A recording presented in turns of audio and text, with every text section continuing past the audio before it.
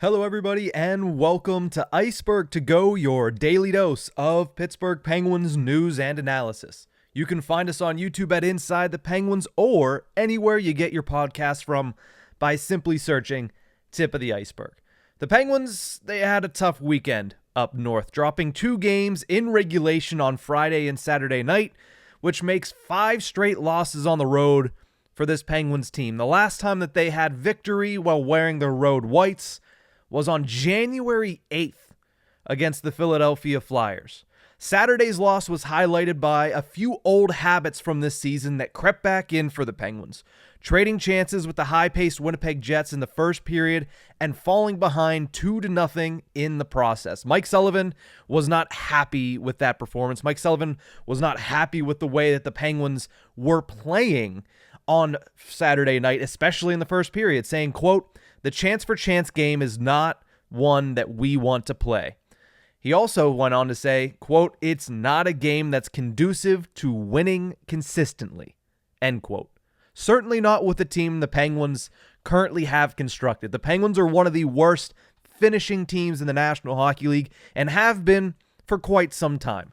They're not a team this season that is scoring a whole lot of goals. So going chance for chance with a high-paced team that has a lot of offensive weapons in the Winnipeg Jets is certainly not conducive. So 100% I agree with Mike Sullivan on that instance, but also you look at that game and they lost by a final score of 2-1 while playing the first 20 minutes in a high-paced, we'll give you a bunch of odd man rushes and try to stay in the game that way.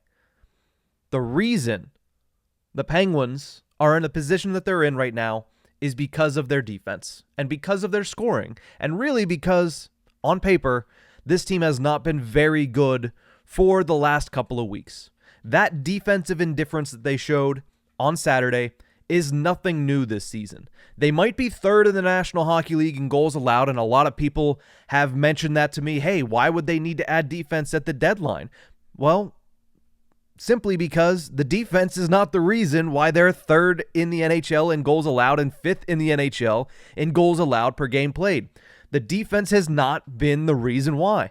They're 13th in expected goals against per moneypuck.com and 21st in expected goals against per 60 minutes. That disparity there is because of a top 10 penalty kill and, more importantly, because of tremendous goaltending from Tristan Jarry and also from Alex Nedeljkovic. But for the majority of this season, it's been Tristan Jarry that keeps this team afloat.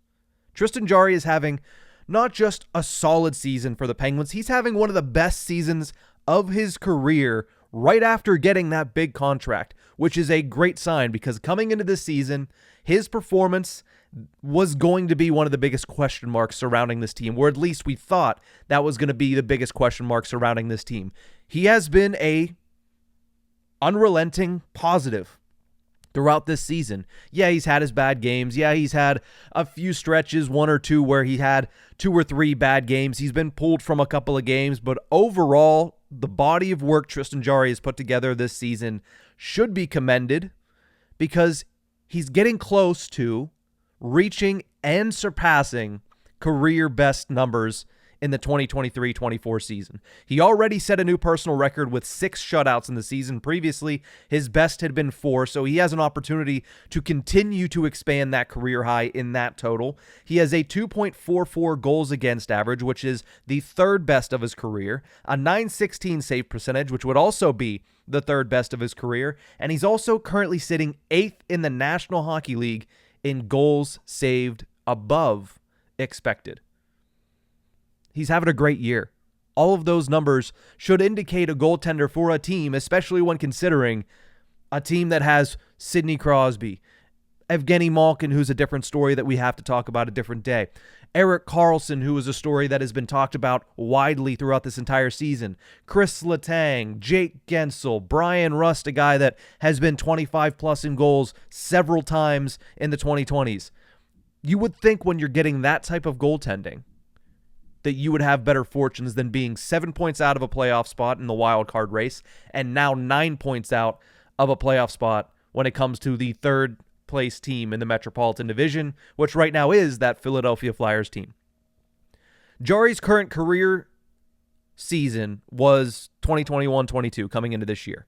He had a 34-18-6 record, a .919 save percentage, so a little bit better than he's at right now, and a .242 goals against average. So again, his career season, slightly better numbers, very slightly better numbers. But what he also had back in the 2021-22 season was a much better defense in front of him, much better team in front of him in total, because they would be better on offense as well. But the defense specifically was 9th in the NHL in expected goals allowed that season and 6th in the NHL in expected goals allowed per 60 minutes. Yeah, Jarry performed well, but it was more of a complete team effort that season than it is this year. This year, 3rd in the NHL in goals allowed, 5th in goals allowed per game play.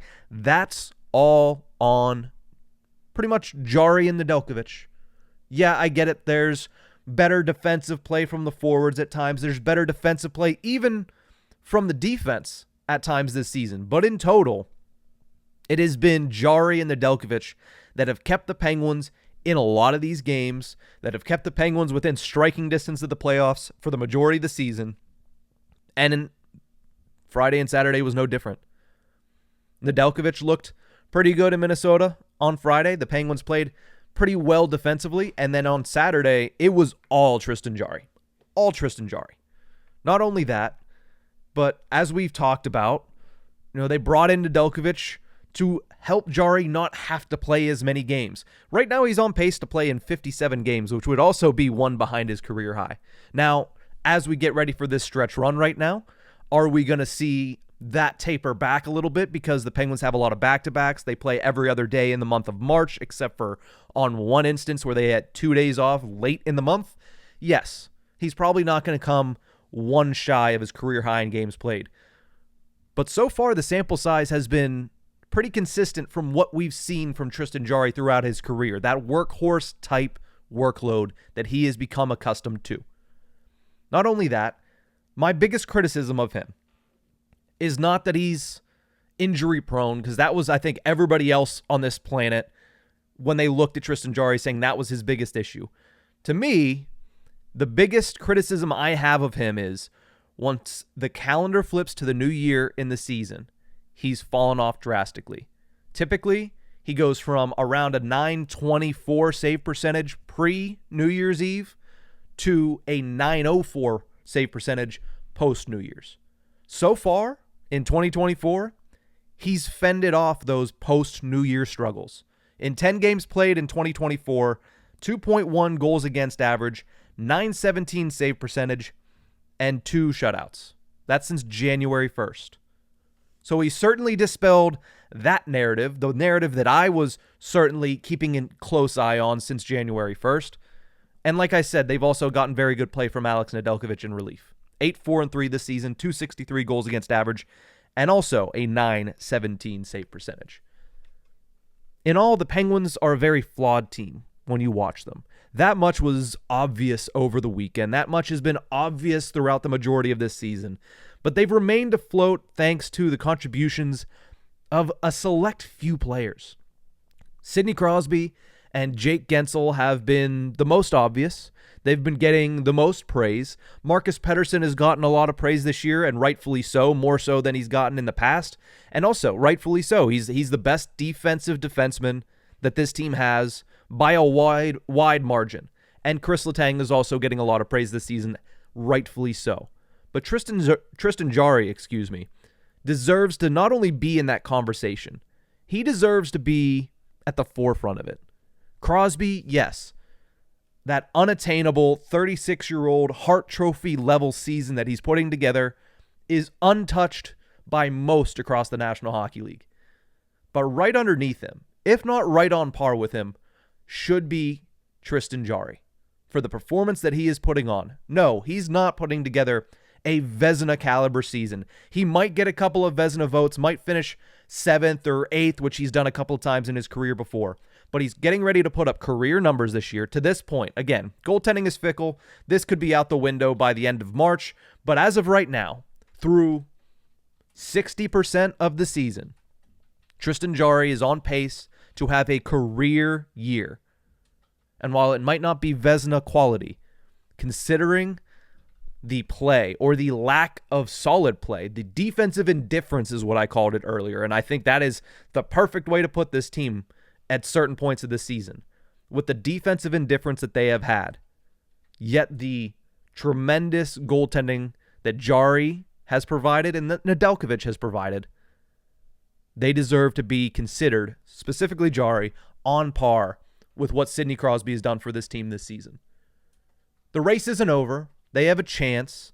They're squandering it a little bit. I mean, you would have hoped going out on the road to get at least one win over the weekend. They were in both games. They lost by 1 goal in both games. They had the goalie pulled in both instances. They were close, but they couldn't get over the hump. And that just seems to be the story of the season. But it's certainly not because of the goaltending. And it's certainly not because of the starting goaltender in Tristan Jarry. He's having a great year, deserves some credit for it, and we'll have to see how the story finishes. But as of right now, it has been a tremendous year for 35 between the pipes for the Pittsburgh Penguins. They're going to need him to be that way because I don't see this defense getting much better. I just don't. The penalty kill will get better whenever Noel Acciari comes back. The penalty kill might get even better when Matt Nieto comes back. But as far as the defense as a whole, it's not going to get much better. So if his numbers stay like this, it is 100% the most impressive season we've seen from his career. And I'd have to do a little bit more digging, but it might be one of the most impressive seasons we've seen by a Penguins goaltender in some time. But that's going to do it for this episode of Ice-Burgh To Go. Thank you guys so much for tuning in. And remember, you can find us on YouTube at Inside the Penguins or anywhere you get your podcast from. Should be a fun week with Celebrate 68 coming up at the end of it on Sunday. Just stick right here at Inside the Penguins. We're going to try to get you covered through all of it, including 2 games this week, back-to-back on Wednesday and Thursday night. We'll keep an eye on the Penguins, and you guys keep an eye on us, and it'll be an interesting ride to the middle of April to see whether or not the Penguins can make the postseason. We'll see you guys next time.